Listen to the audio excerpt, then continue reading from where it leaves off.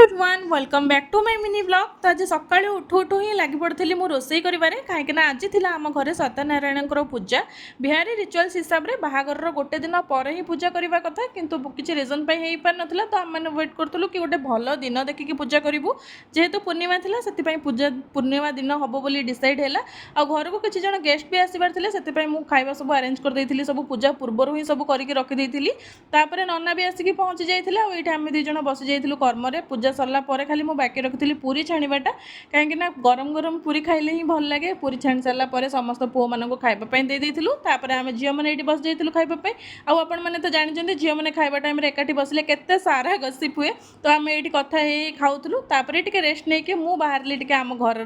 New member को देखा करने और यही न्यू मेम्बर टी आपण मैंने गेस करी कहतु पुओ ना झील आपण मैंने निहाती कमेंट रे जनइबे। देखा पुणी गोटे नेक्स्ट ब्लॉग रे। जय जगन्नाथ।